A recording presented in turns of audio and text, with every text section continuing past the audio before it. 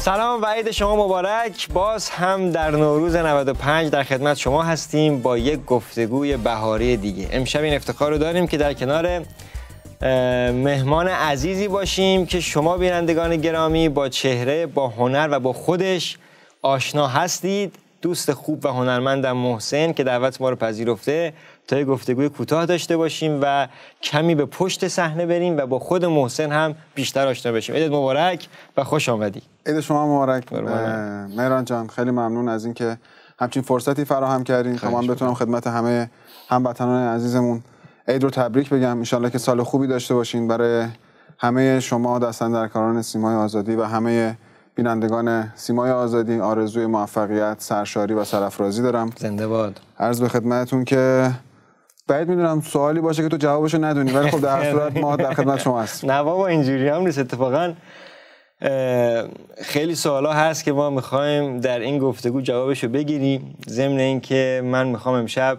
از جانب بینندگان خوبمون سوالاتی رو مطرح کنم و اتفاقا سخت مشتاقم که بشنویم از خودت از سالی که طی شد، مجموعه کارهایی که داشتی. وای خدا، دوباره شروع کرد. 5 دقیقه از برنامه شروع شده، 4 دقیقه‌شو خودش صحبت کرده. یه جوری هم صحبت میکنه انگار داره با مارلون براندو مصاحبه میکنه. خوبم صحبت میکنه ها، اما دیگه هر چیز خوبم زیادش دل آدمو میزنه. میخوای تو مقدمه رو همینجوری ادامه بده، من برم کارمارامو بکنم بیام ها؟ والا که تا جایی که آدمو موقعم خیلی گرفت. درسته محسن جان؟ بله همون کار به اصطلاح درست که در واقع ترانه طنز بود. این مهران بچه با استعدادیه. با این استعدادش تو هر شغلی میرفت کارش میگرفت. مثلا نه این که بهش نمیخوره. نه محسن جان واقعا ببخشید، من باید اول برنامه پذیرایی میکردم. تو اینو بذار به حساب فراموشکاری ما. شیرین کام باشید. اختیار داری. به هر حال عید هست و شیرینی و آجیل و مخلفات دیگه که اینم الان که صحبت شیرینی شد احساس میکنم این مهران قناد خوبی میشد. به قنادی صمیمی خیلی خوش آمدید محسن جان. انواع اقسام شیرینی رو تقدیمتون میکنیم. این چرا این مزه‌ایه؟ نه بابا، قناد خوبی نمیشد. شاید اگه تلاش میکرد دکتر خوبی میشد. آره دکتر. بیهوشش کنید، میخوایم بشکافیم.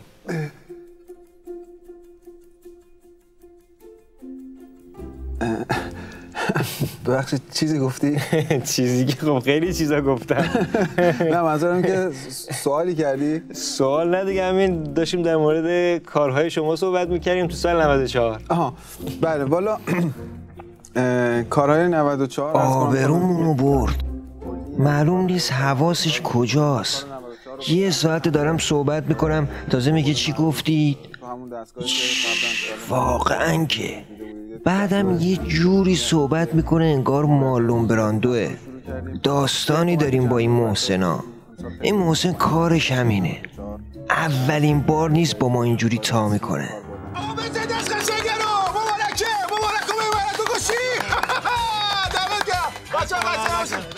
مبارکت باشه. انشالله 100 سال زنده باشی. انشالله هر سال بیام جشن تولدتو بگیریم. بابا شرمنده که برای عکس تو این سن و سال دیگه نمیخواد. دمت گرم. بچه‌ها آماده ایم؟ میخواد شما رو فوت کنه. دور آماده. یه عکس بگیر. قربونت برم. آماده ای میرا جان؟ بله. برو برام. آماده. شمو فوت نمیکنه. بزن بریم. 1 2 3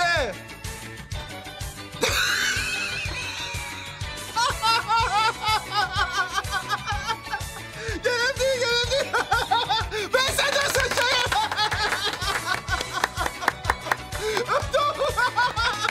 یه عکسگی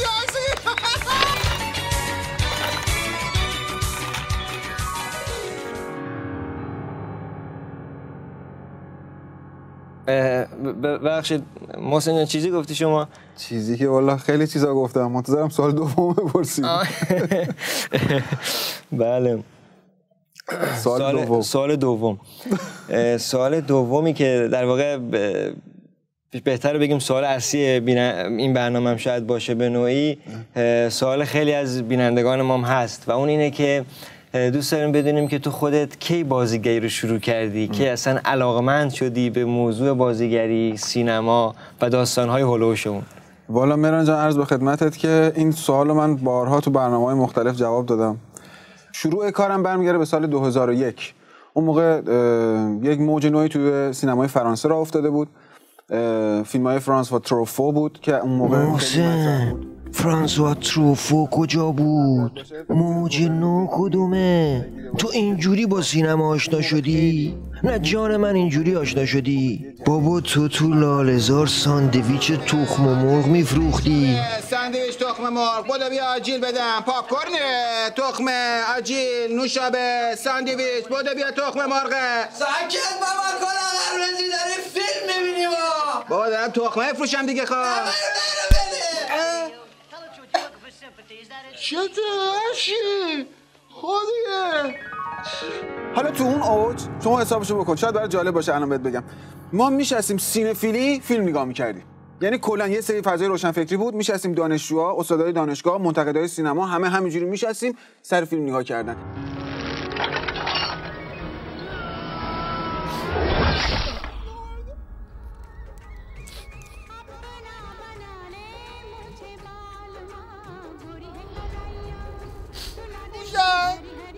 یو دارم بسنتی رو میکشتن تو رفتی من کن چایی برده رو بیاری نومرد دیجی.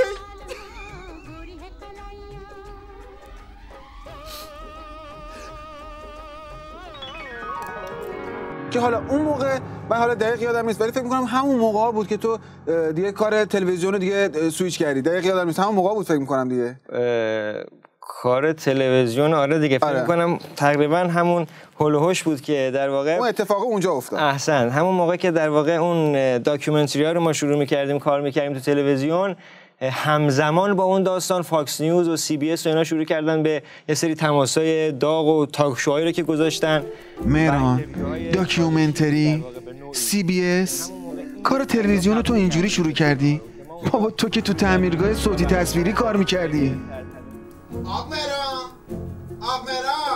بله داداش این تلویزیون 24 اینچه ما چی شد؟ بابا عزیز من لامپش سوخته دارم درستش میکنم دیگه. بابا لامپش سوخته بود که بلد نیستی بی خود میکنی تعمیرگاه صوتی تصویری میزنی.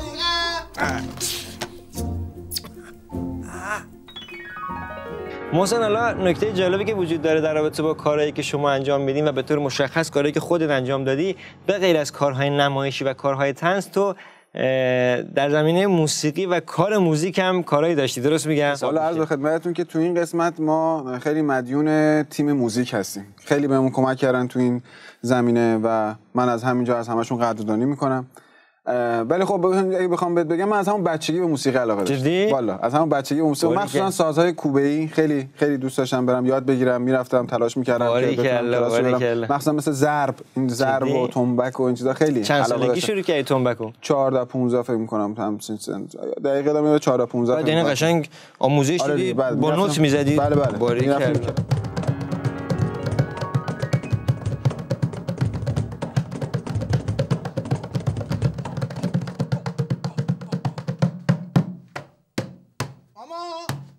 ماما من این دبه ترشی رو خالی کردم دیگه نیستش، خفه شدیم.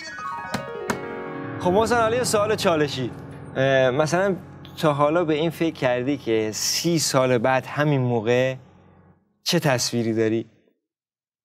30 سال بعد از همون سالهای سخت ها؟ والا نه اصلا فکر نکنم، من فرداش نمیدونم چه شکلی میشه. نه حالا مثلا تو عالم فرض از همین الان بیا یه لحظه خودتو تصویر کن در 30 سال بعد، مثلا چه میکنی، کجایی؟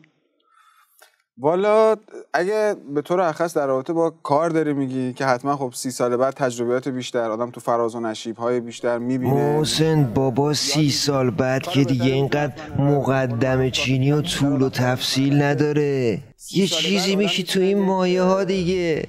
اوه پیژامشو. چی شد محسن؟ نه چی، ببخشید من معذرت میخوام، واقعا ادامه دادن این مسابقه برای من غیر ممکنه. خواهشاً این مسابقه رو همینجا تعطیل. چرا اجازه بده؟ چرا؟ چی؟ ببخشید یه لحظه دوستان قطع کنید لطفاً. چی شد؟ از سوالم ناراحت شدی؟ بعد نه از سوال ناراحت نشدم، ولی آخه از جوابت ناراحت شدم. از جواب؟ آره. چی بود مگه؟ چی تو؟ این. چی؟ کدوم؟ آره. این. من پیداست. آره دیگه، چش داریم دیگه، دارم میبینیم دیگه. آقا شما نمیبینیم بالا سر این آقا چه اتفاقی داره میفته؟ میبینیم. نه واقعا من 30 سال دیگه این شکلی ام. نه واقعا این شکلی میشم و خوب نیست. به خودم آبرو دارم، شخصیت دارم، نمیتونم اینجوری من با من بازی بکنی شما. خوبه من همچین کاری برای شما بکنم؟ خوبه من همچین تصوری از شما داشته باشم؟ خوبه واقعا؟ نه اون که اصلا خوب نیست. همین دارم میگم. اصلا خوب نیست. اگه خوب نیست با چرا این کارو میکنی؟ نه منو نگاه کن. نه واقعا منو نگاه کن. نه واقعا منو نگاه کن. دارم نگاه میکنم. نه چی رو داری نگاه میکنی؟ چی؟ اونو دارم. اون این مگه پیداست؟ آره دیگه چش داریم میبینیم دیگه. دوستان مگه پیدا نیستش این؟ الان بله پیداست. این ببین محسن، ببین از اول این گفتگو من همش ذهنم همین درگیر این بازیایی که تو داری در میاری. والا به خدا من با 100 نفر گفتگو کردم، یه دونه از این بازی‌ها رو سر من در نیاوردن آخه.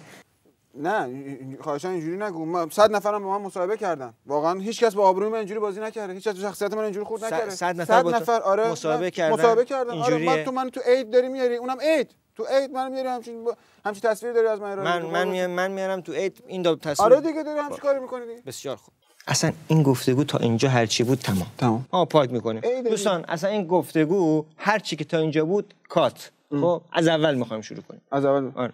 محسن من معذرت میخوام. نه بس اصلا یه لحظه چیز بحث معذرت خواهی نیست. ببین نه من نه تو. قبوله؟ تمام. تو بالاخره تو اول شروع کرد. تو اول شروع.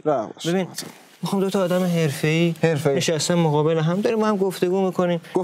گفتگو حرفه‌ای نوروزی هنری. باشه. پس ببین محسن شروع نمی‌کنیم. نه من نه تو. نه. شروع کنیم. بله. از اول شروع می‌کنیم. بله این دوربین. بسیار خوب. سلام، عید شما مبارک. در خدمت شما هستیم با یک گفتگوی نوروزی در کنار میهمانی که شما عزیزان با چهره، هنر و با کارهاش آشنا هستین. دوست خوب و هنرمندم محسن که ازش دعوت کردیم امشب یک گفتگوی کوتاه رو با هم باشیم. محسن جان